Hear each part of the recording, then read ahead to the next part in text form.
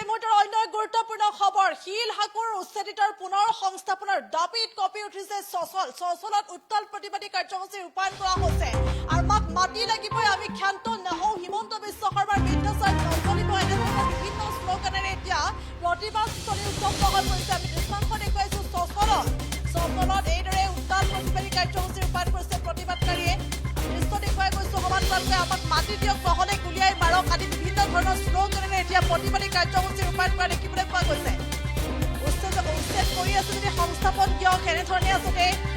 বিভিন্ন ধৰণৰ শ্লোগান আৰু লগতে হাতে হাতে প্লে কাৰ্ড লৈ এইদৰে প্ৰতিবাদী কাৰ্যসূচী ৰূপায়ণ কৰা দেখিবলৈ পোৱা গৈছে আমাক মাটি দিয়ক নহলে গুলিয়াই মাৰক এনেধৰণে আচলতে প্লে কাৰ্ড লৈ উত্তাল প্ৰতিবাদী কাৰ্যসূচী ৰূপায়ণ কৰা দেখিবলৈ পোৱা গৈছে শিলহাকুৰ উচ্ছেদিত খিলঞ্জীয়া লোকক পুনৰ সংস্থাপন দিয়ক এনেধৰণে আচলতে দেখিবলৈ পোৱা গৈছে হাতে হাতে প্লে কাৰ্ড লৈ উত্তাল প্ৰতিবাদী কাৰ্যসূচী ৰূপায়ণ কৰা পৰিলক্ষিত হৈছে চচল এতিয়া উত্তপ্ত হৈ পৰিছে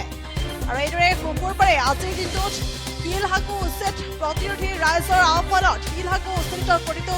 থলুৱা ভূমিহীন পৰিয়ালক পুনৰ সংস্থাপনৰ দাবীত এইদৰে চচলৰ ধৰ্ণাস্থলীত প্ৰতিবাদী কাৰ্যসূচী ৰূপায়ণ কৰা হৈছে প্ৰতিবাদীসকলে আমাক মাটি লাগিবই ক্ষতিপূৰণ আৰু সংস্থাপন অবিহনে আমি ক্ষান্ত নহওঁ মুখ্যমন্ত্ৰী হিমন্ত বিশ্ব শৰ্মাৰ মিথ্যাচাৰ নচলিব এনেধৰণে বিভিন্ন শ্লোগানেৰে উত্তাল প্ৰতিবাদী কাৰ্যসূচী ৰূপায়ণ কৰা দেখিবলৈ পোৱা গৈছে উল্লেখ কৰিব লাগিব যে উপযুক্ত ক্ষতিপূৰণ আৰু পুনৰ সংস্থাপনৰ দাবীত যোৱা ৩টা বছৰ ধৰি উচ্ছেদিত ৰাইজে ধাৰাবাহিকভাৱে আন্দোলন চলাই আহিছে পুনৰ সংস্থাপনৰ দাবীত কেইবাখনো স্মাৰক পত্ৰ মুখ্যমন্ত্ৰী তথা বিভাগীয় মন্ত্ৰীক প্ৰদান কৰিছিল উচ্ছেদিত ৰাইজে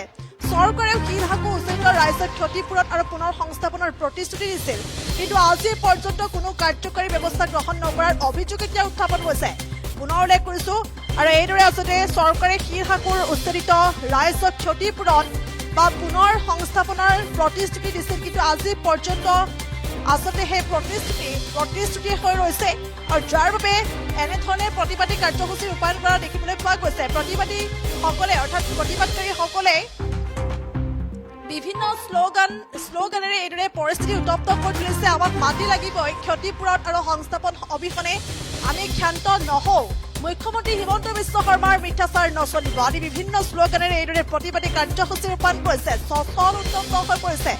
আৰু যিহেতু চৰকাৰে প্ৰতিশ্ৰুতি দিছিল শিলহাকুৰ উচ্ছেদিত ৰাইজক ক্ষতিপূৰণ আৰু পুনৰ সংস্থাপনৰ প্ৰতিশ্ৰুতি দিছিল আৰু সেই প্ৰতিশ্ৰুতি যেন প্ৰতিশ্ৰুতি হৈ আছে গতিকে এই পৰ্যন্ত কোনো ধৰণৰ কাৰ্যকৰী ব্যৱস্থা গ্ৰহণ কৰা নাই হাতত লোৱা নাই আৰু যাৰ বাবে এনেধৰণে পুনৰ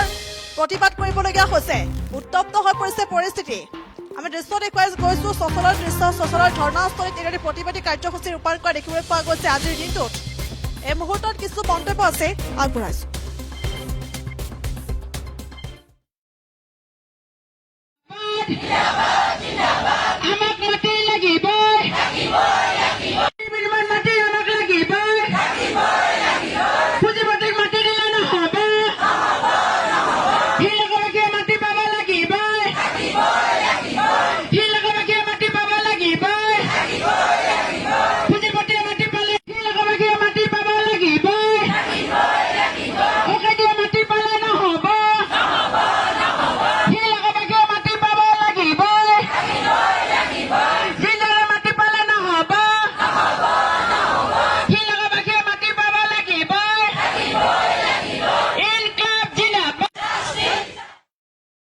যোৱাকালি অসমৰ মুখ্যমন্ত্ৰী ডাঙৰীয়ে ঘোষণা কৰিছে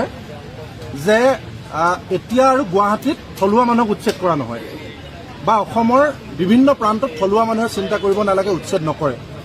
তাৰ পৰা এই কথাটো প্ৰমাণ কৰিছে যে শিলহাকুৰ থলুৱা মানুহক উচ্ছেদ কৰাটো ভুল আছিল আৰু মুখ্যমন্ত্ৰী ডাঙৰীয়ে সেই ভুলৰ প্ৰায়শ্চিত্ত হিচাপে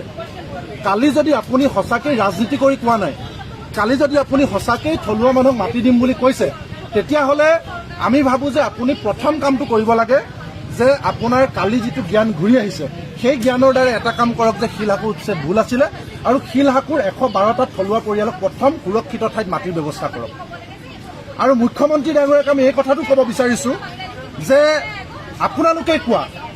আমি কোৱা নাই বিদেশী হয় নে নহয় সেইটো NRCয়ে প্ৰমাণ কৰিব কোৰ্টে প্ৰমাণ কৰিব আপোনালোকে বিদেশী বুলি কৈ ঘৰ ভঙা কাজিৰঙাৰ প্ৰতিটো পৰিয়ালক উপযুক্ত ক্ষতিপূৰণ আৰু সুৰক্ষিত ঠাইত মাটি দিয়া হৈছে আপোনালোকে বিদেশী বুলি কৈ ঘৰ ভঙা গৰু খুটিৰ পৰিয়ালক মাটি আৰু ক্ষতিপূৰণ দিয়া হৈছে।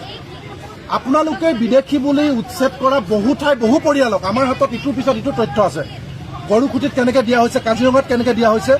সেই মানুহবিলাকক যিহেতু মাটিৰ বিনিময়ত মাটি দিয়া হৈছে, গতিকে আপোনাৰ চৰকাৰৰ কাৰ্যকালৰ আপুনি 21 চনত মুখ্যমন্ত্ৰী হৈছে আৰু 22 চনত ফেব্ৰুৱাৰীতে প্ৰথমটো উচ্ছেদ, যিটো উচ্ছেদ শিলহাকুত কৰা হৈছিলে, সেই শিলহাকু পৰিয়ালক কিয় মাটি দিয়া হোৱা নাই? সকলো মানুহক যাক আপোনালোকে অবৈধ বিদেশী বুলি কয় তেওঁলোকেও যদি মাটি পায়, কিন্তু শিলহাকুৰ 100% থলুৱা 1203টা পৰিয়ালে কিয় মাটি নাপায়? 3টা বছৰে কিয় এই মানুহবিলাকক কষ্ট দিয়া হৈছে? মুখ্যমন্ত্ৰী ডাঙৰীয়াক আজিও চেলেঞ্জ কৰিছোঁ, তেতিয়াও কৰিছিলোঁ, এই 1203টা পৰিয়ালৰ এটা পৰিয়াল যদি 1973 চনৰ পিছত অহা বুলি প্ৰমাণ কৰিব পাৰে, এটা পৰিয়ালৰ আন্দোলন নকৰে, তেওঁলোকে আমি কথা দিছোঁ। কাৰণ সকলো বৈধ নাগৰিক, সকলো বৈধ মানুহ, ইয়াত থকা বড়ো মানুহ, মিচিং মানুহ, খিলঞ্জীয়া মুছলমান মানুহ, ট্ৰাইবেল মানুহ, কাৰ্বি মানুহ, সকলো আপোনালোকে জানে, ব্ৰাহ্মণ মানুহ আছে, আহোম মানুহ আছে, চুতীয়া মানুহ আছে, এই মানুহবিলাকৰ ঘৰ ভঙা হ'ল। তাৰপিছত কিয় তেওঁলোকে ক্ষতিপূৰণ নাপাব? আৰু যোৱা লোকসভা ইলেকশ্যনৰ আগত কণাহাঁহক পতান দান দি মানুহৰ চেণ্টিমেণ্ট কমাবৰ কাৰণে কিছু সংখ্যক ক্ষতিপূৰণ তেওঁলোকে দিয়াটো হয়, যিটো 1 লাখ, 2 লাখ, 5 লাখৰ ভিতৰত। সেই ক্ষতিপূৰণলৈ পৃথিৱীৰ ক'তো মাটি নাপায়। গতিকে আপুনি বেলেগ ঠাই উচ্ছেদ কৰা ঠাইবিলাকত যেনেকৈ মাটিৰ বিনিময়ত মাটিৰ উপযুক্ত ক্ষতিপূৰণ দিছে,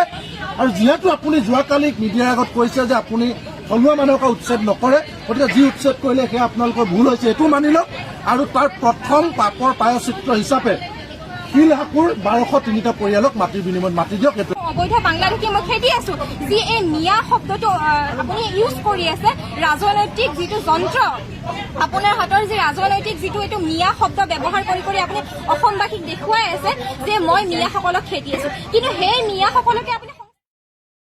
যিকোনো খবৰৰ বাবে যোগাযোগ কৰক 7099017330 লগতে 7099017110 নম্বৰত।